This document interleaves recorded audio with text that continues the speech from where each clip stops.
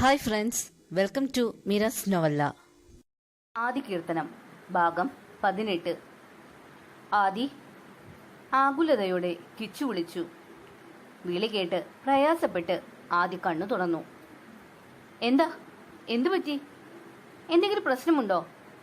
ആരെങ്കിലും നിന്നെ ഉപദ്രവിക്കാൻ നോക്കിയോ? നീ എന്താ ഇപ്പൊ ഇങ്ങോട്ട് വന്നേ?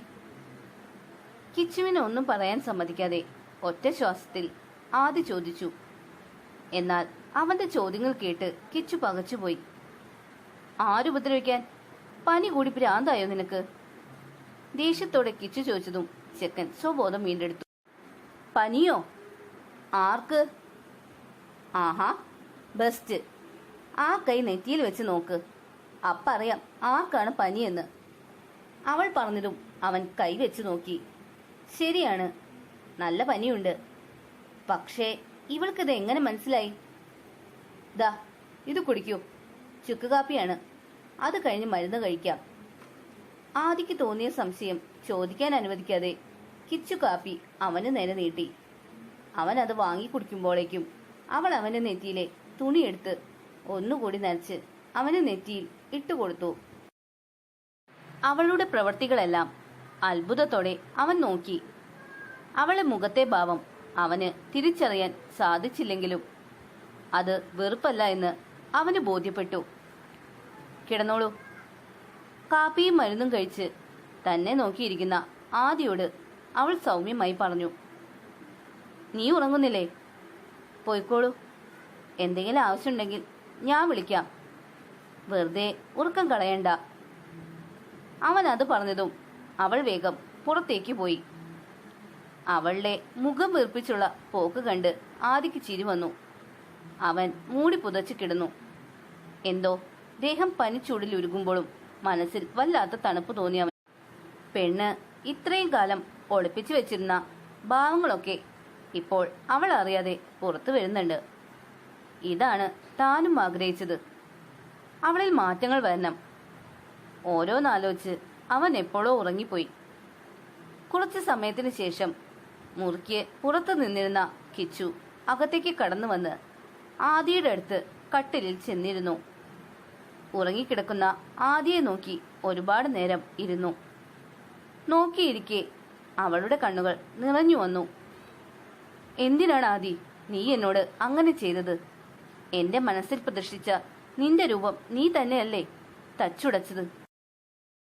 അറിയോ നിനക്ക് എത്രമാത്രം ഞാൻ നിന്നെ പ്രണയിച്ചിരുന്നു എന്ന്? തുറന്നു പറയാനുള്ള ധൈര്യമുണ്ടായിരുന്നില്ല. അല്ല, നിന്നെ സ്നേഹിക്കാനുള്ള യോഗ്യത എനിക്കില്ലെന്ന് അറിയാവുന്നതുകൊണ്ട് പറഞ്ഞില്ല. പക്ഷേ ആരുടെയോ വാക്കുകൾ കേട്ട് എന്നെ നീ അത്രയും കുട്ടികളെ മുന്നിൽ വെച്ച് അപമാനിച്ചപ്പോൾ തകർന്നു പോയി ഞാൻ. അന്ന് ആ ക്ലാസ് റൂമിൽ ഒറ്റയ്ക്കായപ്പോഴും എനിക്ക് ഉറപ്പായിരുന്നു നീ എന്നെ ഒന്നും ചെയ്യില്ല എന്ന്. എന്നാൽ വിച്ചു അവന്റെ വാക്കുകൾ വിശ്വസിച്ച് നീ എന്നെ അത്രയും പേരുടെ മുന്നിൽ മോശപ്പെട്ടവളാക്കിയില്ല ആദി. നിന്റെ കാലു പിടിച്ച് അപേക്ഷിച്ചിട്ട് പോലും നീ എന്നെ ഒന്ന് വിശ്വസിച്ചില്ലല്ലോ. നിനക്കറിയോ, അന്ന് തൊട്ട് നിന്നെ വെറുക്കാൻ ശ്രമിച്ച് തോറ്റുകൊണ്ടിരിക്കുക ഞാൻ. പുറത്തേക്ക് വെറുപ്പ് പ്രകടിപ്പിക്കുമ്പോഴും ഉള്ളിൽ നിന്നോട് വെറുപ്പായിരുന്നില്ല എനിക്ക്. സങ്കടം മാത്രമായിരുന്നു. പക്ഷേ പിന്നീട് എൻ്റെ ജീവിതത്തിൽ നടന്ന കാര്യങ്ങൾ അന്ന് പൂർണ്ണമായും നിന്നെ വെറുക്കുവാൻ ഞാൻ ആഗ്രഹിച്ചു. ഒരിക്കലും എൻ്റെ മനസ്സ് നിന്നിലേക്ക് ചായാതിരിക്കാൻ വേണ്ടി പൊന്നുവിനോട് വരെ നിന്നെ വെറുപ്പ് ആണെന്ന രീതിയിൽ സംസാരിച്ചു. ഒരിക്കലും നിന്നെ കാണരുതെന്ന് എല്ലാ ദൈവങ്ങളോടും പ്രാർത്ഥിച്ചു. പക്ഷേ അവിടെയും ഞാൻ തോറ്റുപോയല്ലോ ആദി. പക്ഷേ നീ ഇതൊന്നും ഒരിക്കലും അറിയരുത്. നിനക്ക് ഞാൻ വേറൊരാളുടെ ഭാര്യയും അയാളുടെ വിധവയും മാത്രമായിരിക്കണം. ആദിയുടെ തണുത്തുറച്ച കൈകൾ തന്റെ കൈകൾ കൊണ്ട് ഉരസി ചൂടാക്കി കൊടുത്തും നെറ്റിയിലെ തുണി തുടർച്ചയായി നനച്ചിട്ടു കൊടുത്തും അവൾ ആ രാത്രി മുഴുവൻ അവന് കാവലിരുന്നു. രാവിലെ ഉണർന്നപ്പോൾ ആദി കണ്ടത് വലതു കൈ തന്റെ നെറ്റിയിൽ അമർത്തി വെച്ച് തന്റെ അടുത്തായി കസേരയിട്ടിരുന്ന് കിടക്കയിൽ തല വെച്ചുറങ്ങുന്ന കിച്ചുവിനെയാണ്. അത് കണ്ടതും അവന്റെ കണ്ണുകൾ വിടർന്നു. അവളുടെ വിരലിലൂടെ തന്റെ നെറ്റിയിലേക്ക് പടരുന്ന നേർത്ത ചൂട്. തനിക്ക് തൊട്ടരികിൽ അവളുടെ മുഖം. നീ എന്തൊക്കെയോ എന്നിൽ നിന്നും മറയ്ക്കുന്നുണ്ട് എന്ന് എനിക്ക് അറിയാൻ കിച്ചു. ഞാൻ നിന്നോട് ചെയ്തിട്ടുള്ള തെറ്റ് ഒരിക്കലും പൊറുക്കാൻ പറ്റാത്തതാണ്. അങ്ങനെയുള്ള എന്നെ വെറുക്കുവാനല്ലാതെ ഒരാൾക്കും സാധിക്കില്ല. പക്ഷേ നീ എന്നെ വെറുക്കുന്നു എന്ന് പറയുമ്പോഴും നിന്റെ കണ്ണുകൾ അതല്ല പറയുന്നത്. എനിക്ക് വേദനിക്കുമ്പോൾ, എൻ്റെ ദേഹത്ത് ചോര പൊടിയുമ്പോൾ നിന്റെ മനസ്സ് പിടയുന്നത് ഞാൻ അറിയുന്നുണ്ട്. അതൊളിപ്പിക്കാൻ നീ ശ്രമിക്കുന്നുമുണ്ട്. നിന്നെപ്പറ്റി എനിക്ക് എല്ലാം അറിയണം. എത്രയും പെട്ടെന്ന് നിന്റെ പിന്നിലുള്ളവരെ പറ്റിയും അറിയണം. എന്തിനാണ് നിന്നോട് അവർക്ക് ഇത്രയും പക എന്നറിയണം. എല്ലാം അറിഞ്ഞതിന് ശേഷം അതിനുശേഷം ഞാൻ ചിലത് തീരുമാനിക്കും. അത് ഞാൻ നടപ്പിലാക്കുകയും ചെയ്യും. ഇനിയും നിന്നെ ഇങ്ങനെ കാണാൻ എനിക്ക് വയ്യ. ആദി തന്റെ നെറ്റിയിലെ അവളുടെ കൈ എടുത്തു മാറ്റി കട്ടിൽ നിന്നും എണീറ്റു. അവൾ അടുത്തേക്ക് ചെന്നു. കിടന്നുണങ്ങുന്ന അവളെ കൈകളിൽ കോരിയെടുത്ത് തന്റെ നെഞ്ചോട് ചേർത്തു. നല്ല ഉറക്കത്തിൽ ആയതുകൊണ്ട് കിച്ചു ഒന്ന് ഞെരങ്ങി അവന്റെ നെഞ്ചിലേക്ക് കൂടുതൽ ചേർന്ന് കിടന്നു. ഒപ്പം ഒരു കൈ എടുത്ത് അവന്റെ കഴുത്തിലൂടെ ഇട്ടു. അവളുടെ പ്രവൃത്തി ആദ്യം നന്നായി ഒന്ന് ഞെട്ടി. അവളുടെ ഗന്ധവും അവളുടെ ദേഹത്തിന്റെ ചെറു ചൂടും അവനിലൂടെ ഒരു വിറയിൽ കടന്നുപോയി. തലയൊന്ന് കുടഞ്ഞ് ആദി അവളെ കിടക്കയിൽ കിടത്തി. ശേഷം മൃദുവായി അവളെ കവളിൽ ഒന്ന് തലോടി. പെട്ടെന്ന് എന്തോ ഓർത്ത പോലെ അവൻ കൈകൾ പിൻവലിച്ചു. എന്നിട്ട് ചിരിച്ചുകൊണ്ട് റൂമിന് പുറത്തേക്ക് പോയി. ഹരിയേട്ടാ, എനിക്കെന്തോ ആ കുട്ടിയുടെ കാര്യങ്ങൾ കേട്ടിട്ട് ആകെ ഒരു വിഷമം. രാവിലെ ഒരുമിച്ചിരുന്ന് ഭക്ഷണം കഴിക്കുമ്പോൾ ദേവകി കിച്ചുവിന്റെ കാര്യങ്ങൾ ഹരിയോട് പറയുകയായിരുന്നു. കഷ്ടാണ്. ആ കുട്ടീനെ ആദ്യമായി കണ്ടപ്പോഴേ എനിക്കിതെല്ലാം തോന്നിയിരുന്നു. എന്തൊക്കെയോ വിഷമങ്ങൾ ആ കുട്ടിയുടെ ഉള്ളിൽ ഉണ്ടെന്ന്. പക്ഷേ ഇത്രയും ഉണ്ടാവുമെന്ന് കരുതിയില്ല. സങ്കടത്തോടെ ഹരി പറഞ്ഞു. ഇനി എന്താ ചെയ്യാ ഏട്ടാ? നമ്മൾ വിചാരിച്ചാൽ ആ കുട്ടിയുടെ കുറെ പ്രശ്നങ്ങളൊക്കെ പരിഹരിക്കാൻ പറ്റില്ലേ? അതിന് വേറെ ആരുമില്ല.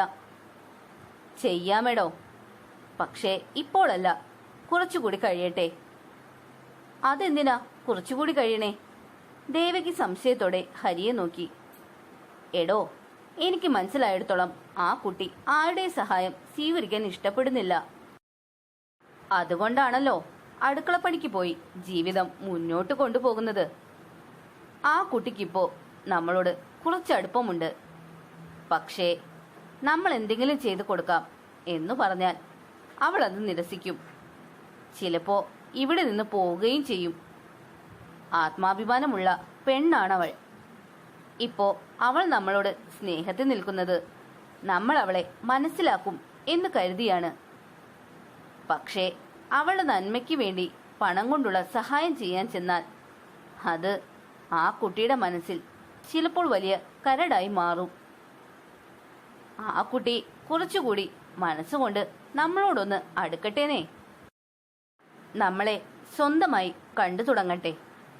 അപ്പം നമുക്ക് വേണ്ടതൊക്കെ ചെയ്യാം. നമ്മുടെ അഞ്ജുവിനെ പോലെ തന്നെയാ എനിക്ക് കിച്ചുവും. കണ്ടിട്ടില്ലെങ്കിലും അവൾ അനിയത്തി പൊന്നുവും. ഈശ്വരൻ ആവശ്യത്തിലധികം പണവും സമ്പത്തും നമുക്ക് നൽകിയിട്ടുണ്ട്. അതിൽ നിന്ന് കുറച്ച് ആ മക്കൾക്ക് വേണ്ടി ചിലവാക്കുന്നതിൽ എന്താണോ പ്രശ്നം? ഒപ്പം കുറച്ച് സ്നേഹം കൂടി കൊടുത്താൽ അതിൽ പരം പുണ്യം നമുക്ക് വേറെ കിട്ടാനുണ്ടോ? ആ കുട്ടികൾ ഒരുപാട് അനുഭവിച്ചിട്ടുണ്ട്. ഇനിയെങ്കിലും അവർക്ക് ജീവിതത്തിൽ സന്തോഷം മാത്രം ഉണ്ടാവട്ടെ. അതിനുവേണ്ടി എന്തും ചെയ്തു കൊടുക്കാൻ ഞാൻ തയ്യാറാടോ. തന്റെ ഭർത്താവിന്റെ വാക്കുകൾ കേൾക്കെ മനസ്സിന്റെ ഭാരം കുറയുന്നതായി ദേവകിക്ക് തോന്നി. ശരിയാണ്, ആദ്യമായി അന്ന് അമ്പലത്തിൽ വെച്ച് കണ്ടപ്പോൾ തന്നെ എന്തോ ഒരു പ്രത്യേക വാത്സല്യം ആ മക്കളോട് തോന്നിയിരുന്നു. ഇവിടെ വന്നപ്പോഴും സ്വന്തം വീട് പോലെ കണ്ട് എല്ലാം അവൾ ചെയ്തപ്പോഴും അവളെ ഈ വീട്ടിലെ ഒരംഗത്തെ പോലെ കണ്ടു തുടങ്ങി. ഇന്ന് അവളുടെ ഹൃദയം തുറന്നു സംസാരിച്ചപ്പോൾ എന്തുകൊണ്ടോ അവൾ ഇനി ഒരിക്കലും തന്റെ അടുത്ത് നിന്ന് പോകരുത് എന്ന് തോന്നിപ്പോകുന്നു. അമ്മയുടെ സ്ഥാനത്ത് അല്ല, അമ്മ തന്നെയാണ്. അവളുടെ ജീവിതം രക്ഷിക്കണം. അനിയത്തിക്ക് വേണ്ടി മാത്രം ജീവിക്കുന്ന അവൾക്കും ഒരു ജീവിതം ഉണ്ടാക്കി കൊടുക്കണം. കുറെ തീരുമാനങ്ങൾ മനസ്സിലെടുത്തുറപ്പിച്ചപ്പോൾ ദേവകിയുടെ ചുണ്ടുകളിൽ പുഞ്ചിരി വിരിഞ്ഞു. കാർത്തികേ, കാർത്തികേ, ഒന്ന് എണീക്കിടി, എടി. ദേഷ്യം വന്ന് ലയ ഉറങ്ങിക്കിടക്കുന്ന പൊന്നുവിനെ അടിച്ചു. അവൾ ഞെട്ടി എണീറ്റു. എന്താടി, മനുഷ്യന് ഉറങ്ങാൻ സമ്മതിക്കില്ലേ? എന്താ നിനക്ക് വേണ്ടേ? ഉറക്കച്ചടവോടെ പൊന്നു ചോദിച്ചു. എടി, ആരോ ആരോ താഴെ വന്ന് ബഹളം വെക്കുന്നു. കണ്ടിട്ട് ഗുണ്ടകളെ പോലെയുണ്ട്. പെപ്രാളത്തോടെ ലയ പറഞ്ഞതും പൊന്നു സംശയത്തോടെ അവളെ നോക്കി. അതിന് നീ എന്തിനാ ഇങ്ങനെ കിടന്ന് വിറയ്ക്കുന്നേ?